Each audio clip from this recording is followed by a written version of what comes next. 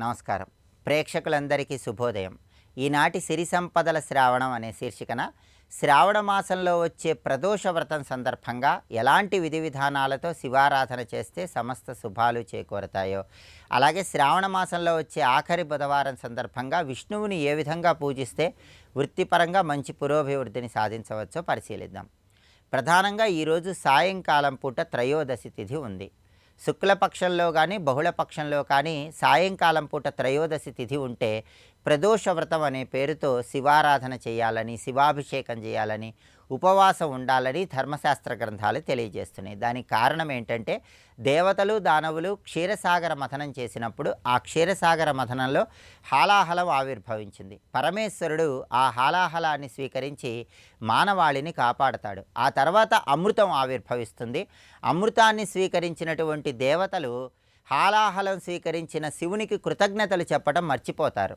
అయితే ఆ తర్వాత దేవతలు రాక్షసులు వాళ్ళ తప్పు తెలుసుకొని హాలాహలం స్వీకరించి లోకాలను వాళ్ళందరినీ కాపాడినటువంటి పరమేశ్వరుడికి కృతజ్ఞతలు చెప్పుకుంటారు. అలా కృతజ్ఞతలు చెప్పుకున్న రోజు త్రయోదశి తిథి.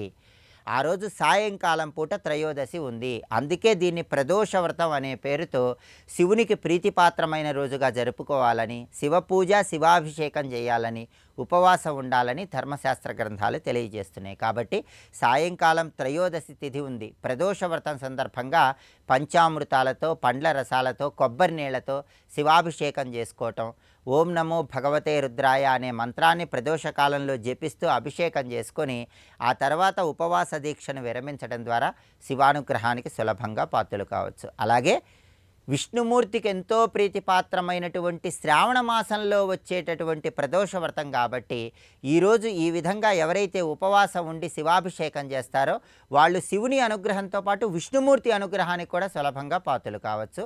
శ్రావణ మాసంలో వచ్చే ఆఖరి బుధవారం సందర్భంగా విష్ణు కృపకు పాత్రలు కావాలంటే పాదరస విష్ణుమూర్తి విగ్రహానికి ఆవు పాలతో కానీ ఆవు నెయ్యితో కానీ అభిషేకం చేసుకోవటం, అలాగే దగ్గరలో ఉన్నటువంటి విష్ణు సంబంధమైన ఆలయానికి వెళ్ళి దర్శనం చేసుకోవటం, గృహంలో శాల పుష్పాలతో, ఇంటి ఆవరణలో పెరిగిన మొక్కల పుష్పాలతో విష్ణువుని పూజించి పచ్చకర్పూరంతో హారతి ఇవ్వటం ద్వారా శ్రీ మహావిష్ణువు సంపూర్ణమైన అనుగ్రహానికి ప్రతి ఒక్కరూ సులభంగా పాత్రలు కావచ్చు.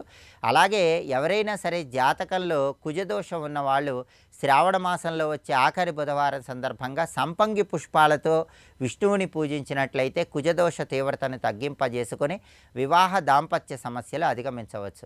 అలాగే విష్ణుమూర్తి అనేక ఆయుధాలు ధరించి ఉన్నటువంటి చిత్రపటాన్ని ఈరోజు గృహంలో పూజా మందిరంలో ఏర్పాటు చేసుకోవటం ద్వారా శత్రు బాధలు, దృష్టి దోషాలు వీటన్నిటిని తొలగింపజేసుకొని విష్ణు కృపకు సులభంగా పాత్రలు కావచ్చు.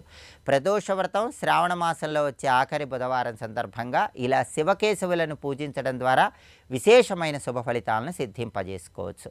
అలాగే రేపటి సిరి సంపదల శ్రావణం అనే శీర్షికన శ్రావణ మాసంలో వచ్చే మాస శివరాత్రి సందర్భంగా శివుణ్ణి ఏ విధంగా పూజిస్తే ఆర్థిక, ఆరోగ్య, కుటుంబ సమస్యలన్నీ తొలగింపజేసుకోవచ్చో పరిశీలిద్దాం. నమస్కారం.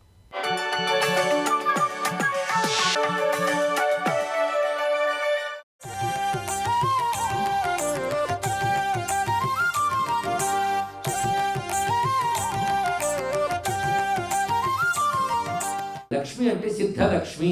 సిద్ధలక్ష్మి అంటే ఒక కార్యం చేసామంటే చేసిన కార్యం సిద్ధించాలని అందరూ అనుకుంటారు కదా. సిద్ధి లేదంటే కార్యం చేస్తామని చెప్పండి. కనుక సిద్ధి ప్రధానం అక్కడైంది. అప్పుడు నీ లక్ష్యం దేని మీద ఉంది? కార్యం చేస్తున్నప్పుడు సిద్ధి మీద ఉంది. కనుక సిద్ధలక్ష్మి అది వస్తేనే కార్యం సాఫల్యం. రెండవది మోక్షలక్ష్మి. మోక్షలక్ష్మి అంటే మోక్షం అనగా కైవల్యము, అమృతం అని అర్థం చెప్పుకున్నాం. అక్కడ కూడా అఖండమైన ఆనందం, అసలైన ఐశ్వర్యం అదే. పరమాత్మ ప్రాప్తియే మోక్షం. అంటే సంపూర్ణమైన పరమాత్మ తప్ప మరొకట్లేదు. అక్కడ ఉన్నది అనంతమైన ఆనందం, అనంతమైన జ్ఞానం, అనంత ఐశ్వర్యం. కనుక అదే అసలు లక్ష్మి, మోక్షలక్ష్మి. ఇది ఒక అర్థం అండి. కానీ మోక్షానికి అందరూ ప్రిపేర్ అయ్యలేరు. కానీ మోక్షలక్ష్మి ఆఫ్టర్ రిటైర్మెంట్ చూసుకుందామని పెట్టకండి. మోక్షం అనే మాటకి ఇంకొక అర్థం, లౌకికార్థం చెప్తున్నాం. లౌకికార్థం ఏంటంటే ఒక కష్టంలో ఉన్నాం, దాని నుంచి బయటపడాలనిపిస్తుంది. బయటపడుట అంటే విడుదల అని అర్థం. విడుదల అంటే ఆ కష్టం అనే బంధం నుంచి విడుదల కావాలి. కనుక తత్కాలంగా ఒక దుఃఖం నుంచి బయటపడడం కూడా మోక్షమే. అప్పటికి అది మోక్షం. అది అల్టిమేట్ కాదు, ఎందుకంటే అదే మరొకటి వస్తుంది కనుక. కానీ అది కావాలా లేదా? ఒక రోగబంధంలో ఉన్నాం, దాని నుంచి బయటపడిపోవాలి. కనుక విడుదలలో ఉండే రిలీఫ్ ఎంత గొప్పగా ఉంటుంది ఇక్కడ. ఒక జైల్లో బంధించిన తర్వాత కొన్నాళ్ళు విడిచిపెట్టిన తర్వాత వాడికి ఎంత ఆనందం అండి. అయితే జైల్లో బంధించక్కర్లేదు, ప్రతివాడు అలాంటి బందికానాలు ఉంటూనే ఉంటాడు. పొద్దున్న లేచేది గురించి కొందరు ఆఫీసులో బంధితులు అయిపోతారు, బయటకు వస్తే అదొక ఆనందం. ఒక పని, ఒక ప్రాజెక్ట్ ఉంటుంది, ఆ ప్రాజెక్ట్ అయ్యే వరకు ఎంత బాధపడతామండి. ప్రాజెక్ట్ అయిపోగానే రిలీఫ్, మోక్షమే కదా. కనుక రిలీఫ్, మోక్షం అనగా రిలీఫ్ అంటే ఒక కష్టం నుంచి, బంధం నుంచి బయటపడ్డ, అందులో ఒక ఆనందం ఉంది కదా, అదే లక్ష్మి. కనుక ఇప్పుడు మోక్షలక్ష్మి ఈ అర్థం బాగానే ఉంది. సిద్ధలక్ష్మి, మోక్షలక్ష్మి, జయలక్ష్మి. జయం అంటే గెలుపు, ప్రతిదీ ఒక గెలుపే. సృష్టిలో యుద్ధం చేయడం ఒకటే కాదు, బ్రతుకులో ప్రతి అడుగడుగున యుద్ధమేనండి. ఆ యుద్ధంలోనే అన్ని తెలుసుకోవాలి. అది యుద్ధ భూమి బ్రహ్మ విద్యకి బోధా స్థలమైంది భగవద్గీత, మర్చిపోవద్దు. యుద్ధాలు అయిపోయే జ్ఞానం కాదు, యుద్ధంలోనే జ్ఞానం రావాలి. అది భారతీయ సంస్కృతి గొప్పతనం. నువ్వు యుద్ధం చేస్తున్నప్పుడే జ్ఞానం తెచ్చుకో, యుద్ధాలు విరమించి ఆఫ్టర్ రిటైర్మెంట్ జ్ఞానం నీకు పనికిరాదు. అందుకే జయలక్ష్మి, సరస్వతి అని సరస్వతి లక్ష్మి పేరు కింద పెట్టారు. పైగా లక్ష్మి అని అనలేదు, సరస్వతి అనేసాడు. సరస్వతి లక్ష్మి, లక్ష్మి సరస్వతి. విద్యాలక్ష్మి అంటాం దాన్ని. విద్యలక్ష్మి కాదా? అసలు విద్యాన్ని లక్ష్మి ఉంటే ఎన్ని లక్ష్ములు వస్తున్నాయో. అన్ని లక్ష్ములు పొందడం కోసం జీవితంలో సగభాగం విద్య నేర్చుకుంటున్నాం, అవునా లేదా? ఒక ఉద్యోగం, ఒక వ్యాపారం, తద్వారా ఐశ్వర్యం కావాలని ఆ ఉద్యోగానికి కావాల్సిన అర్హత అనే విద్య కోసం మీరు ఎంత శ్రమ పడ్డారు. అప్పుడు విద్య ఐశ్వర్యం అవునా కదా. కనుక సరస్వతి అంది. శ్రీలక్ష్మి, శ్రీ అంటే శోభ, కాంతి ఇత్యాదులు చెప్పుకున్నాం. ఆ శోభ ఉండాలి, కాంతి ఉండాలి, వర్చస్సు ఉండాలి. ఇవి శ్రీలక్ష్మి. దీని తర్వాత వరలక్ష్మి. వరలక్ష్మి అనే మాట చాలా గొప్పది. పైగా బాగా ఆలోచిస్తే ఇప్పుడు చెప్పిన ఏది వరం కాదో చెప్పండి. వరం అంటే కోరుకున్నదే అని చెప్పాం. ఇప్పుడు మీకు ఏది చెప్తే ఇది కోరిక కాదని అనగలరు? సిద్ధలక్ష్మి, మోక్షలక్ష్మి, జయలక్ష్మి, సరస్వతి, శ్రీలక్ష్మి ఇవన్నీ వరములు అయ్యాయా లేదా? కావాలనిపించిందా లేదా? కావాలనిపించిన దానికి వరము అని పేరు. ఈ వరాలన్నీ ఎవరో, ఈ వరాలన్నీ ఇచ్చేది ఎవరో ఆవిడ వరలక్ష్మి. కనుక 6వ లక్ష్మి అని కాకుండా 5 లక్ష్ములు ఏ లక్ష్మిలో ఉన్నాయో ఆవిడ వరలక్ష్మి అని గ్రహించగలిగితే ఎందుకు వరలక్ష్మి వ్రతం అని పేరు పెట్టారో తెలుస్తుంది. వరలక్ష్మిలో మిగిలిన లక్ష్మి ఇంప్లైడ్, ఒక్కొక్కడికి ఒక్కొక్కటి వరం, అవునా లేదా? ఒక వైరాగ్యవంతుడిని, వివేకవంతుడిని అడిగితే వాడి జ్ఞానమే వరం అంటాడు. చిన్నపిల్లల్ని అడిగితే చాక్లెట్టే వరం అంటాడు. చదువుకున్న వాళ్ళని అడిగితే డిగ్రీ వరం అంటారు. ఒక్కొక్కటి వరం మారిపోయింది. కనుక వరలక్ష్మి అంటే ఉత్కృష్టమైన అర్థం తీసుకోవాలి. ఇక్కడ ఉత్కృష్టమైన కోరికను గొప్ప కోరిక అనాలి కదా. కనుక వరం అనే మాటకు మరొక అర్థం శ్రేష్టము అని అర్థం. కనుక వరలక్ష్మి అంటే శ్రేష్టమైన లక్ష్మి. ప్రతివాడికి బతుకులో శ్రేష్టమే కావాలండి. టమాటాలు కొనుక్కుందాని తేరా దగ్గర ఎంపిక చేస్తాం. ఎందుకు? శ్రేష్టమైన టమాటా కోసం, శ్రేష్టమైన వంకాయ కోసం. కానీ ఉన్న వాటిలో గొప్పతనం కోరుకుంటామా లేదా? కనుక మనకు కావలసినవి గొప్పగా రావాలి అంటే గొప్పతనమే వరం. అలాంటి గొప్పతనాల రాశి వరలక్ష్మి. ఈ మాటకున్న అర్థం ఇదండి. సర్వం శ్రీ మహాలక్ష్మి చరణారవిందార్పణమస్తు. స్వస్తి.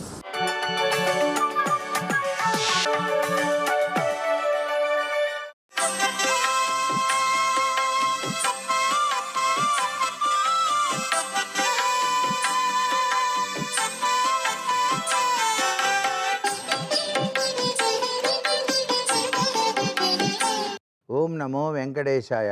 శ్రీ మహాలక్ష్మీ నమః. ఓం నమః శివాయ. శ్రీమాత్రే నమః. మంగళ తత్వంతో విరాజిల్లేటువంటి మంగళ గౌరిని, అష్టైశ్వర్య సంపదల్ని ప్రసాదించేటువంటి మహాలక్ష్మిని, ఇచ్ఛాశక్తి, క్రియాశక్తి, జ్ఞానశక్తి స్వరూపిణి అయినటువంటి జగన్మాతను వివిధ రీతుల్లో మనం అర్చించేటువంటి పద్ధతులన్నీ కూడాను ఈ శ్రావణ మాసంలోనే వస్తున్నాయి. ఈ బుధవారం నాడు ఆ స్థితిపతిని కూడా కొలవాలి. స్థితిపతి ఎవరు అంటే మరి చండముండ నిశుంభశుంభ ప్రచండ దైత్య విమర్దిని అయిన అమ్మవారు గణేశుని ప్రార్థన చేసినప్పుడు మాత్రమే విజయాన్ని సాధించడానికి ఆస్కారం వచ్చింది. అట్లాగే త్రిపురాసుర సంహారం చేయడానికి కూడా పరమేశ్వరుడు గణేశుని ప్రార్థన చేసిన తర్వాతనే త్రిపురాసుర సంహారం చేయగలిగాడు. కాబట్టి ఇక్కడ గ్రహించాల్సింది ఏంటన్నమాట, ఆద్యంతము కూడాను అన్ని పనులు సక్రమంగా నెరవేరాలంటే ఆ స్థితిపతి, నిధిపతి, ప్రియపతి అయిన గణపతిని ధ్యానం చేయాలి. అందున బుధవారం శ్రావణ మాసంలో ప్రతి పూజ మనం విజయసిద్ధిని కలిగించాలి అన్నప్పుడు, దాని యొక్క ప్రభావాలు త్వరగా మనకి సిద్ధించాలన్నప్పుడు ప్రతినిత్యం గణపతిని తలుచుకొని మిగతా పూజలన్నీ చేయాలి. అందున బుధవారం నాడు మీకు వీలైతే గణేష సహస్రనామావళి చదివి గణేష్కు ప్రీతికరమైనటువంటి 21 ఉండ్రాళ్ళు నైవేద్యంగా సమర్పించి అవి ముత్తైదువులకు దానంగా ఇవ్వాలి. ఇలా గనక చేసినట్లయితే సాక్షాత్తు లక్ష్మీ గణేశుడి యొక్క ప్రభావం మన మీద ప్రసరిస్తుంది. సర్వే జనా సుఖినో భవంతు.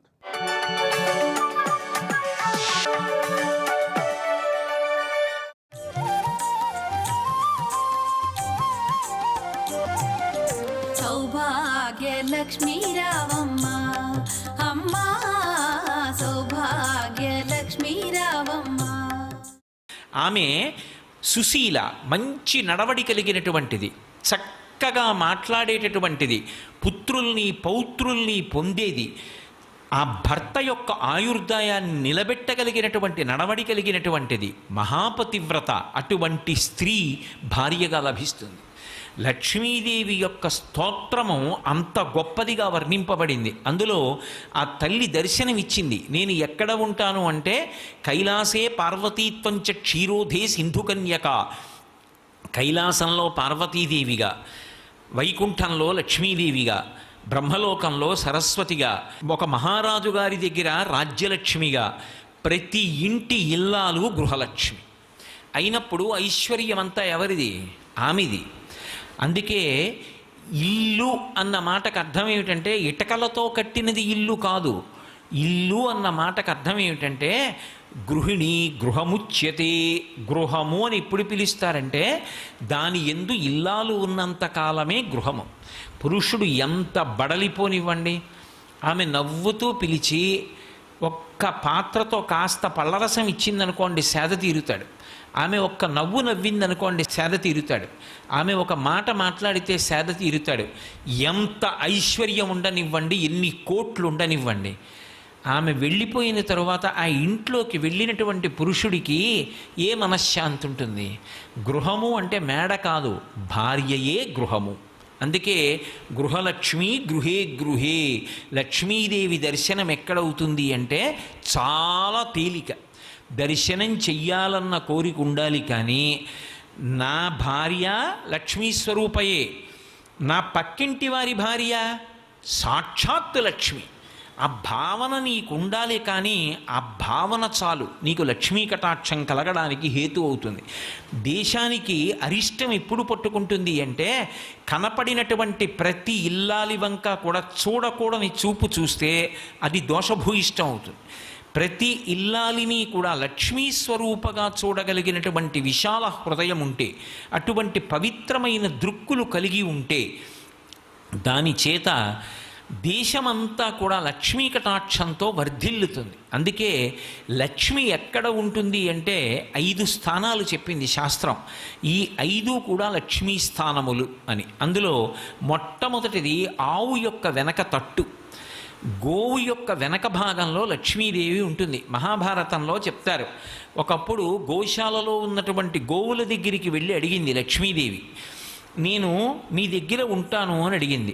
గోవులున్నాయి, నువ్వు చంచల స్వభావం ఉన్నదానివి, నువ్వు భక్తుల్ని పరీక్షించి వాళ్ళకి అహంకారం వస్తే వెళ్ళిపోతుంటావు, అందుకని మీకు మేము స్థానం ఇవ్వం అన్నది. కాదు కాదు, నేను అలా వెళ్ళడం వెనక రావడం వెనక ఒక తాత్పర్యం ఉంది. నేను లోకమాతని, నాకు స్థానం ఇవ్వకపోతే ఎలా అని అడిగింది ఆవిడ. అడిగితే అవన్నీ మా పేడ ఎక్కడ ఉంటుందో అందులో ఉండు, మా మలస్థానమునందు నివాసం ఉండు. అందుకే గోవు యొక్క పృష్ఠభాగం ఒక స్థానమైంది. నేను చెప్పట్లేదు, వ్యాసుల వారు భారతంలో చెప్పిన మాట. కావాలంటే మీరు భారతం పరిశీలించండి. గోవు యొక్క వెనక తట్టు యందు లక్ష్మీదేవి ఉంటుంది. అందుకే ప్రతిరోజు ఒక్కసారైనా గోవు వెనక తట్టు వంక చూసినవాడు, గోవుకి ప్రదక్షిణం చేసినవాడు, ఇంటి ముందు గోవు వెళ్ళిపోతుంటే గ్రాసము అంటే చేత్తో ఇలా కాసిని గడ్డి పరకలు పట్టుకుని ఎవడు పెట్టాడో వాడు సాక్షాత్ జగన్మాత అయినటువంటి లక్ష్మీదేవి దగ్గర నిలబడి పాయసాన్నం తినిపించినవాడే. సర్వం శ్రీ ఉమామహేశ్వర పరబ్రహ్మార్పణమస్తు. స్వస్తి.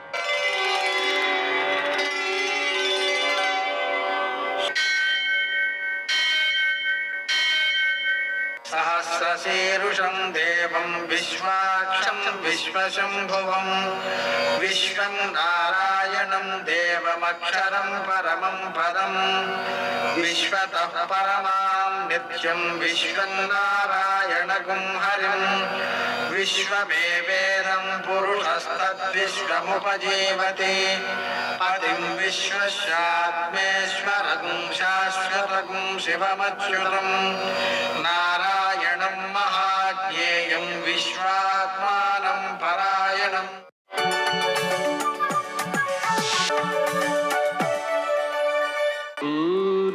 శౌర్యమథేందురింద్రపదవీ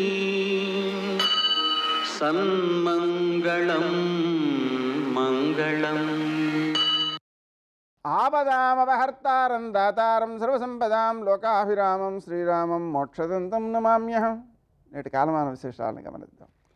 స్వస్తి శ్రీ చాంద్రమాన విశ్వావసనామ సంవత్సరం దక్షిణాయనం, వర్ష ఋతువు, శ్రావణ మాసం, కృష్ణపక్షం, బుధవారం. సూర్యోదయం 6:03 సూర్యాస్తమయం 6:36. తిథి ద్వాదశి, మధ్యాహ్నం 2:01 వరకు. నక్షత్రం పునర్వసు రాత్రి 12:28 వరకు. వర్జం మధ్యాహ్నం 12:45 నుంచి 2:21 వరకు. దుర్ముహూర్తం మధ్యాహ్నం 11:54 నుంచి 12:45 వరకు. అమృతకాలం రాత్రి 10:08 నుంచి 11:41 వరకు. రాహుకాలం బుధవారం కాబట్టి మధ్యాహ్నం 12 నుంచి 1:30 వరకు. అష్టకవర్గ రీత్యా శుభప్రదమైన సమయం ఉదయం 11 గంటలకి. నేటి విశేషం బుధవారం ప్రదోషం. ప్రదోషం కాబట్టి సాయంకాలపు వేళ సూర్యాస్తమయం తర్వాత 1:12 సమయంలో బుధవారం కావడం వల్ల కేజీంపావు పెసలతో శివునికి పూజ చేసి వాటిని ఆవులకు పెట్టడం ద్వారాను, ఉదయకాలం హయగ్రీవుణ్ణి పూజించి పెసలతో చేసిన పాయసం నివేదించి స్వీకరించడం ద్వారా సకల శుభాలు చేకూరుతాయి, బుధగ్రహ దోషాలు నివారించబడతాయి. బుధవారం రోజున మనం శ్రీరామచంద్రునికి పూజ చేయడం. రామాయణంలో మొదటి సరిగ్గా దాన్ని బాలరామాయణం అని పిలుస్తారు. 100 శ్లోకాలు ఉంటాయి. దాంట్లో మొత్తం రామచరిత్ర అంతా ఉంటుంది. ఈ ఘట్టాన్ని నారదుడు వాల్మీకి ఉపదేశం చేసిన ఘట్టం అన్నమాట. ఇది పిల్లలతో కలిసి మనం కూడా పారాయణ చేయడం ద్వారా పిల్లల్లో సద్బుద్ధి పెరుగుతుంది, సమాజానికి ఉత్తమ పౌరులుగా తయారవుతారు. నేటి ఆణిముత్యాలు.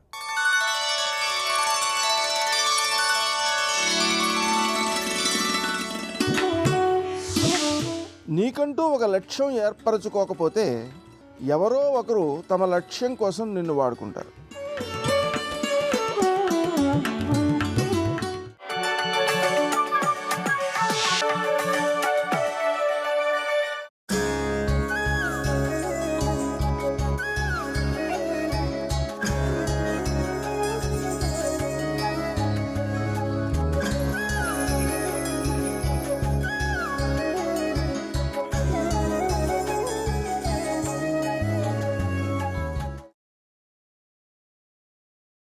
శ్రీకృష్ణ, నా ఒళ్ళంతా మండిపోతుంది, ఒళ్ళంతా ఏదో వ్యాధి వ్యాపించినట్లుంది.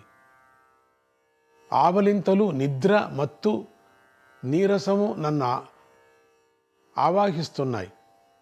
ఉన్నట్టుండి ఈ పరిస్థితి ఎందుకు వచ్చిందో అర్థం కావటం లేదు. నువ్వే ఏదైనా ఉపాయం చూసి నన్ను కాపాడాలి, లేకపోతే ఈ రోగాన్ని నన్ను పూర్తిగా దహించి వేస్తుంది. మొత్తం జ్వరం వచ్చేసింది అన్నాడు. ఆ మాటలు విన్న శ్రీకృష్ణుడు విలాసంగా నవ్వుతూ, అన్నయ్య భయపడుకుంటూ బలరాముణ్ణి ప్రేమగా కౌగిలించుకున్నాడు. ఆయన అలా కౌగిలించుకునేసరికి బలరాముడిలో ప్రవేశించిన దుర్లక్షణాలన్నీ ఒకేసారి తొలగిపోయాయి. ఆయన మళ్ళీ చండ ప్రచండంగా యుద్ధానికి సిద్ధపడ్డాడు. వెంటనే శ్రీకృష్ణుడు త్రిశూరుడి వంక ఉగ్రంగా చూసి, ఓరి జ్వరదేవత, నీకున్న పరాక్రమం ఏమిటో నా మీద చూపించు అని గర్జించాడు. శ్రీకృష్ణుడి మాటలు పూర్తి కాకుండానే జ్వరదేవుడు తన 6 చేతుల గుప్పెళ్లతోనూ భస్మాన్ని శ్రీకృష్ణుడి మీదకి విసిరి విసిరి కొట్టాడు.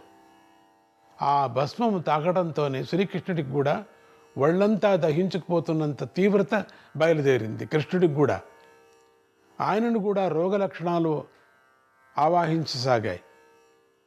కానీ కొద్ది నిమిషాల్లోనే శ్రీకృష్ణుడు తన అంతఃసార తీవ్రతం చేత ఆ రోగ లక్షణాలు విదిల్చి పారేసి సమర్థుడై నిలబడ్డాడు, స్వస్థుడై నిలబడ్డాడు. జ్వరం కృష్ణుడు కూడా ఆవరించుకుంది. అన్ని చేతులతో వేసేశాడు భస్మం కృష్ణుడి మీద. అంతఃశక్తి లోపల శ్రీకృష్ణుడు ఒక్క నిమిషంలో లేచి నిల్చున్నాడు. ఆ విషయం గమనించిన త్రిశిరుడు ఉక్రోషం పట్టలేక ఒక్కసారిగా శ్రీకృష్ణుడి మీదకి విరుచుకుపడి పిడుగుపాటుల వంటి తన పిడికెళ్ల పోటులతో శ్రీకృష్ణుడిని ముంచెత్తసాగాడు. శ్రీకృష్ణుడు ఆ పోటులకు ఏమీ చలించకుండా చిరునవ్వులు చిందిస్తూ, అలా కాదురా గుద్దేది, ఇలా గుద్దాలంటూ త్రిశిరుడి మీదికి తన పిడికిలి పోట్లను వర్షింపచేశాడు. త్రిశిరుడు జంకలేదు. అతడి చేతులు పాముల్లాగా మెలికలు తిరుగుతూ శ్రీకృష్ణుడి మెడను బిగించి ఉక్కిరి బిక్కిరి చేయసాగాయి. శ్రీకృష్ణుడు ఆ పట్లన్నీ విడిపించుకున్నాడు.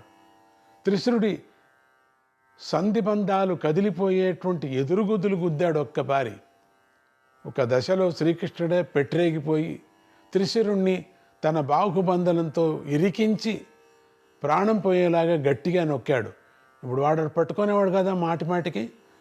అప్పుడు కృష్ణుడు కూడా చూపించి, నేను కూడా పట్టుకుంటా చూడు, నా పట్టు చూడు ఎట్లా ఉంటుందో అని గట్టిగా పట్టుకున్నాడట కృష్ణుడు. ఆ దాటికి శ్రీకృష్ణుడికి నిజంగానే ప్రాణాలు పోయినంత పని అయిపోయింది.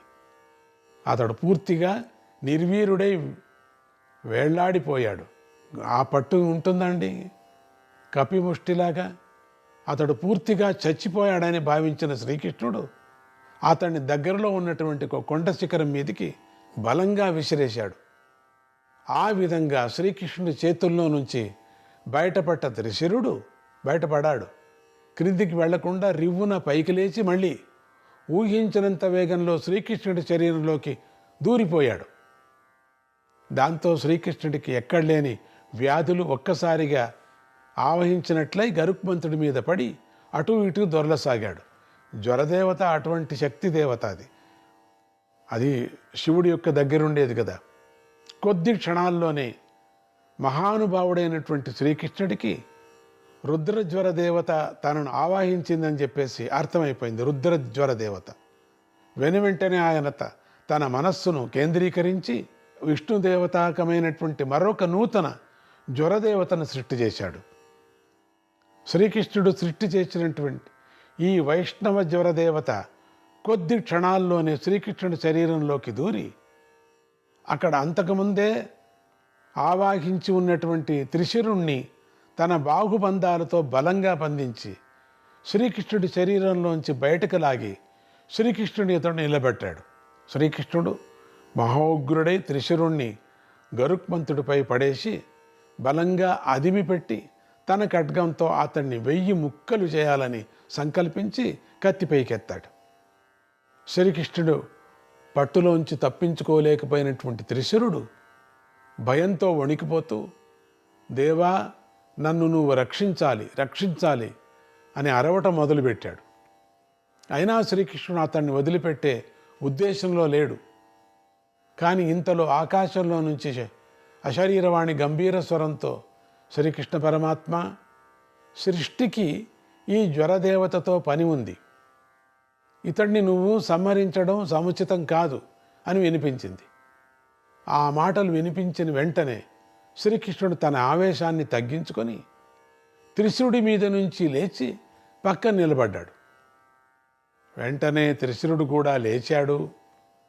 తన 3 శిరస్సులు శ్రీకృష్ణుడి పాదాలకు ఆనించి నమస్కరించి ఇలా అన్నాడు త్రిశిరుడు, దేవా గోవిందా, నువ్వు దయతో నన్ను బ్రతికినిచ్చావు, నీకు నేను కృతజ్ఞుణ్ణి.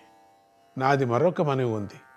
ఈ లోకంలో 2 జ్వరదేవతలు ఉండటం శ్రేయస్కరం కాదు. కనుక నువ్వు దయతలిచి నా పదవి నాకు ఒక్కడికే ఉండేటట్లుగా అనుగ్రహించు, ఈ వరం నాకు ప్రసాదించు అని ప్రార్థించాడు. శ్రీకృష్ణుడు ప్రసన్నంగా చూసి ఇలా అన్నాడు, త్రిశిరా, వరం అడిగిన వారికి ఇవ్వటమే నా పని. కనుక నీ వరాన్ని నేను కాదనను.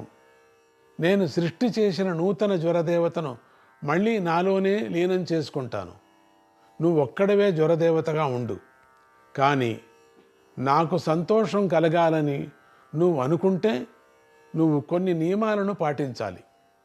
అవేమిటో చెబుతా విను. నువ్వు ఇలా ఒకే రూపంగా ఉండటం కాదు, నిన్ను నీవు అనేక విభాగాలుగా విభజించుకో, చాలా చాలా భాగాలు చేసుకో. ఒక విభాగంతో పశువులను ఆవాహించు, మరో విభాగంతో వృక్షజాతిని ఆవాహించు, మరొక విభాగంతో పక్షి జాతిని ఆవాహించు, ఇంకొక విభాగంతో మానవ జాతిని ఆవాహించు. మానవ జాతిని ఆవాహించడంతో కూడా దాంట్లో కూడా అందరినీ ఒకే రకంగా కాదు, కొందరికి రోజు వచ్చే వ్యాధి, కొందరికి రోజు విడిచి రోజు వచ్చే వ్యాధి, కొందరికి 2 రోజులు విడిచి వచ్చే రోగము, జ్వరము ఇత్యాది నీ రూపాలను రకరకాలుగా పెంచుకో.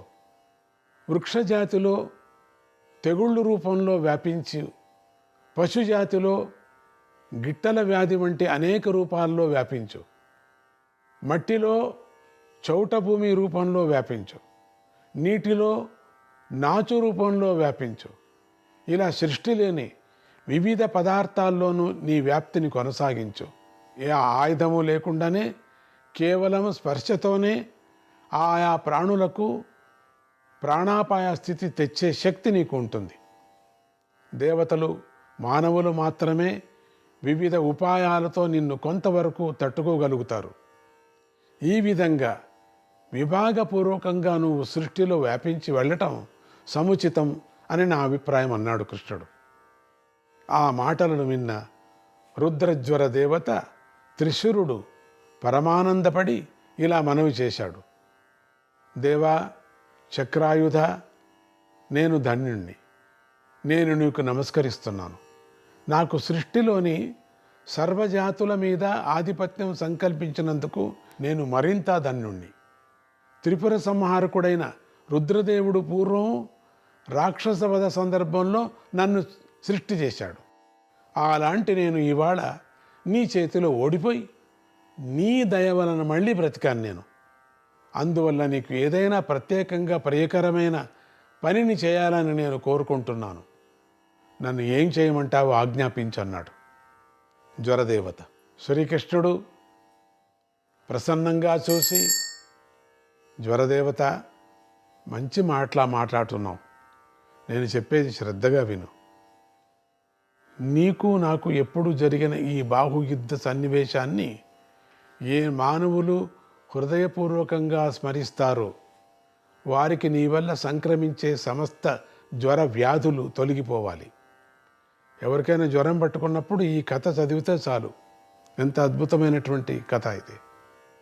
ఇది ఒక్కపారి వింటే చాలు, జ్వరం తగ్గుతుంది. నేను 2 శ్లోకాలు చెప్పబోతున్నాను. వాటిని జపించే వారికి కూడా నీ వల్ల ఏ రకమైన వ్యాధి భయము లేకుండా ఉండని. ఆ మంత్ర శ్లోకాలు చెబుతాను విను. త్రిపాద్భస్మ ప్రహరణ, త్రిపాద్భస్మ ప్రహరణ, త్రిశిరా నవలోచన, త్రిశిరా నవలోచన, త్రిశిరా నవలోచన, సమే ప్రీతః సుఖం దద్యాత్, సమే ప్రీతః సుఖం దద్యాత్, సర్వామయ పతిర్జ్వరః, సర్వామయ పతిర్జ్వరః. 3 పాదాలు, 3 శిరస్సులు, 9 నేత్రాలు కలిగి భస్మమే ఆయుధంగా ధరించి ఉన్న సర్వరోగాధిపతి అయిన జ్వరదేవత నా పట్ల ప్రీతి కలవాడై నాకు సుఖాన్ని ప్రసాదించుగాక. ఆద్యంతవంతః కవయః పురాణాః, ఆద్యంతవంతః కవయః పురాణాః, సూక్ష్మా బృహంతోప్యాను శాసితారాః, సర్వాన్ జ్వరాన్ గంతు మమానిరుద్ధ ప్రద్యుమ్న సంకర్షణ వాసుదేవాః, ప్రద్యుమ్న సంకర్షణ వాసుదేవాగ. అనిరుద్ధుడు, ప్రద్యుమ్నుడు, సంకర్షణుడు, వాసుదేవుడు అనే పేర్లతో శ్రీ మహావిష్ణువుకు 4 రూపాలున్నాయి. ఈ 4 కూడా జగత్తులకు ఆదిని అంతాన్ని కలిగిస్తూ ఉంటారు. వారు జ్ఞానవంతులు, బహు పురాతనులు, అత్యంత సూక్ష్మంగాను అత్యంత బృహదాకారంగాను ఉంటూ ముల్లోకాలను శాసిస్తూ ఉంటారు. అలాంటి విష్ణుమూర్తి యొక్క 4 రూపాలు నా రోగాలన్నిటినీ పోగొట్టుగాక. ఓ త్రిశరా, నువ్వు నాకు ప్రీతి కలిగించదలుచుకుంటే నువ్వు ఈ మంత్రాలను గౌరవించాలి అన్నాడు శ్రీకృష్ణుడు. అది విని త్రిశరుడు తన తలలు వంచి మరొకసారి శ్రీకృష్ణుడికి నమస్కరించి, దేవదేవా, నువ్వు చెప్పింది చెప్పినట్లే జరిగి తీరుతుంది, ఇక నాకు సెలవు ఇప్పించు అని మనవి చేసి శ్రీకృష్ణుడి అనుమతి పొంది యుద్ధరంగం నుంచి ప్రక్కకు తప్పుకున్నాడు. ఎవరికి జ్వరం వచ్చినా, 2 రోజులు జ్వరము, 3 రోజులు జ్వరము, అనేక విధాలైనటువంటి జ్వరాలు ఉన్నాయి కదా, ఈ మంత్రాలు చెప్పుకుంటే చాలు. ఈ మంత్రాలను మళ్ళీ మళ్ళీ మీరు పుస్తకంలో టైప్ చేసి పెట్టుకోండి, ఒక పుస్తకం, ఒక పేజీలో. అప్పుడు మీకు ఈ మంత్రాలు చెప్పుకోవచ్చు. ఆ విధంగా జ్వరదేవత యుద్ధంలో నుంచి తప్పుకోగానే శ్రీకృష్ణ బలరామ ప్రద్యుమ్నులు 3 మళ్ళీ బాణాసుర సైన్యం మీదకి విరుచుకుపడ్డారు. ప్రద్యుమ్నుడు బాణవర్షంతో ఆ సైన్యాన్ని ముంచెత్తి వేస్తున్నాడు. శ్రీకృష్ణుడు బాణాలనే కాక తన చక్రాయుధాన్ని కూడా ప్రయోగించి వేలాది రాక్షస వీరుల శిరస్సులను ఖండిస్తున్నాడు. బలరాముడు మంత్రపూరితమైన తన నాగలిని, రోకలిని పిడుగుల వర్షంలాగా కురిపించి రాక్షసులను వేల సంఖ్యల్లో నిర్మూలిస్తున్నాడు.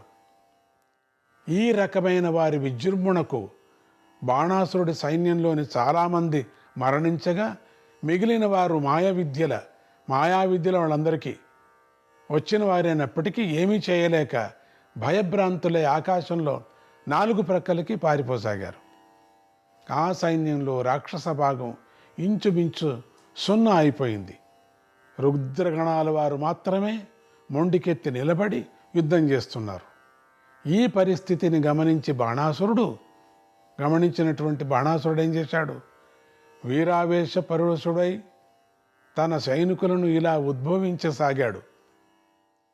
ఓ రాక్షస వీరులారా, నేను ఇక్కడ ఉండగానే, నేను స్వయంగా యుద్ధం చేస్తూ ఉండగానే మిమ్మల్ని భయం ఎలా ఆవేశించింది? మీరు రాక్షస వంశాల్లో పుట్టలేదా? మీరు పూర్వం యుద్ధాలు చేసి ఉండలేదా? మీరు వీలురు కాదా? ఇవాళ ఇలా పిరికి వందల్లాగా ఎందుకు అయ్యారు? మీకు నా మీద కాకపోయినా కనీసం రుద్రదేవుడి మీద విశ్వాసము, గౌరవము లేదా? ఇవి ఏమాత్రం ఉన్నా మీరు అంత వెనక్కి తిరిగి రండి, అందరూ కూడా వీర పరాక్రమం చూపించండి, వీర పరాక్రమ అన్నాడు. ఈ మాటలు విన్న మంత్రి కుంభాండు కూడా ఆవేశానికి వచ్చేశాడు. సైనికులను ఇలా ప్రోత్సహించసాగాడు ఆవేశంతో. రాక్షస వీరులారా, ఇలాంటి పిరికితనం మీకెందుకు? 1000 చేతుల బాణాసురుడు మన పక్షాన ఉన్నాడు. సాక్షాత్తుగా రుద్రదేవుడు కుమారస్వామి మన పక్షాన యుద్ధం చేయటానికి ఉరకలు వేస్తున్నారు. ఇవన్నీ తెలిసి కూడా మీరు ఎలా పారిపోతున్నారు? రండి, నిర్భయంగా వెనక్కి రండి, అందరం కలిసి పోరాడదాం. నారాయణ నారాయణ, హరే కృష్ణ.